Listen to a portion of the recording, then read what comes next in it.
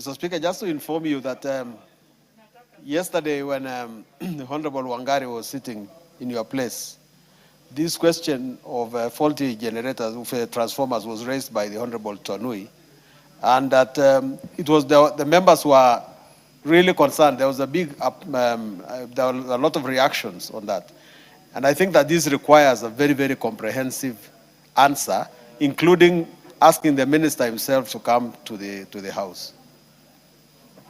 Thank you. Yes, Julius. Thank you, Mr. Speaker. Actually, as the way put by members, we really face a lot of challenge as a country on the aspect of delivery of power connectivity. The other big question that need to be answered, or who should be procuring the meters between REREC and Kenya Power, because the biggest jungle and problem we have now is not only construction of poles and wires, it is the actual putting of power to the households for the purpose of finishing up the process for value for money. So if a minister would be called upon here, the biggest question ought to be answered now is availability of meters. There have been a question of who is to procure, and it has derailed. Now we have projects which have been constructed. It is not completed because there is absence of meters in the country completely. Thank you. Yes, Thank you, Mr. Speaker. Mr. Speaker, what we need to do is the minister should, the CS should be asked. REREC builds electricity in the rural area.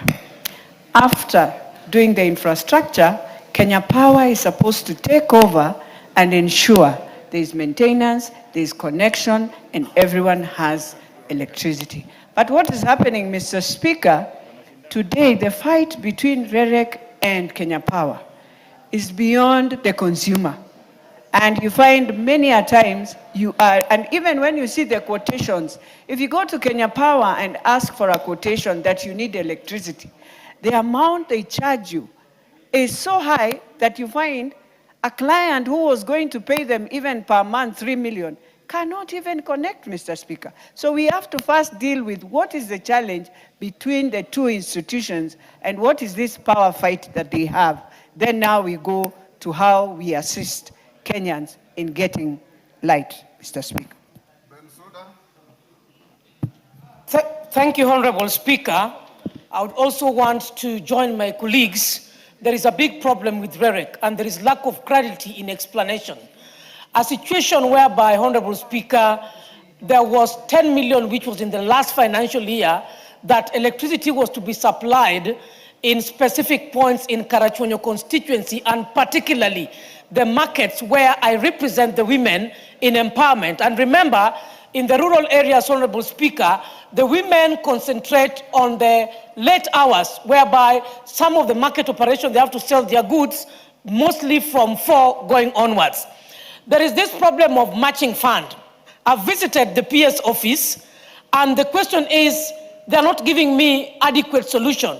Officers had been sent on the ground, Honorable Speaker, designs have been done, and I'd even told them and advised, I don't even need this matching fund. I only want them to sample out what is enough or adequate for 10 million.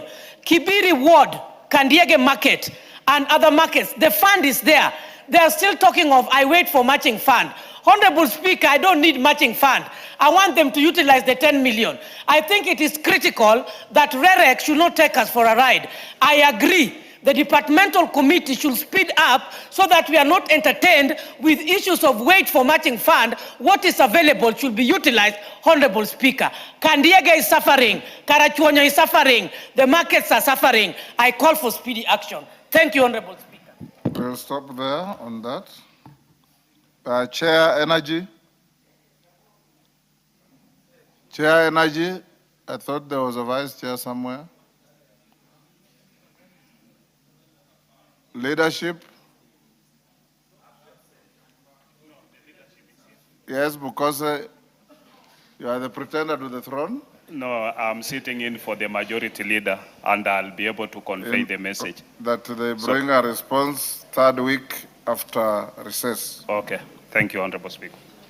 I'm told statement number 9, Honorable Kibagendi had indicated that we take it off the order paper. He's not here today. Dr. Joyce Bensouda, Homa Bay County.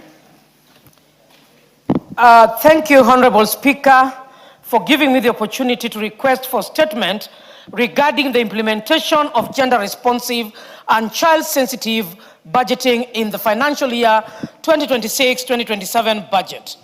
Honorable Speaker, pursuant to the provisions of Standing Orders 44-2C, I wish to request for the statement from the Chairperson of the Departmental Committee on Finance and National Planning regarding the implementation of gender-responsive budgeting and child-sensitive budgeting in the financial year 2026-2027 budget.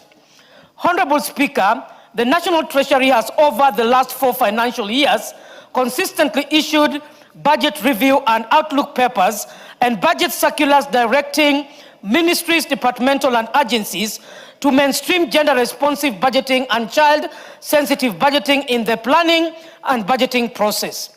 This measure are intended to promote gender equality, safeguard the rights and welfare of the children, and ensure equitable allocation of public resources across all sectors.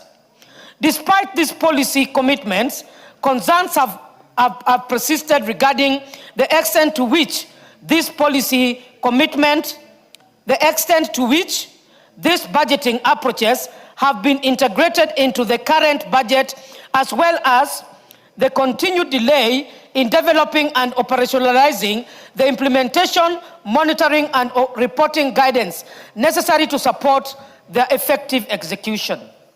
Honorable Speaker, it is against this backdrop that I request for a statement from the Chairperson of the Departmental Committee on Finance and National Planning on the following.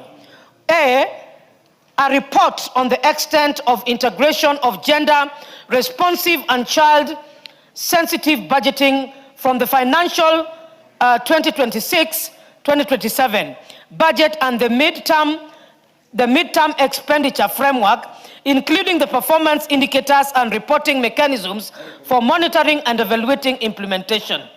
2, reasons for the delayed formulation and operationalization of the guidelines intended to facilitate the implementation, monitoring, and reporting of gender-responsive and child-sensitive budget despite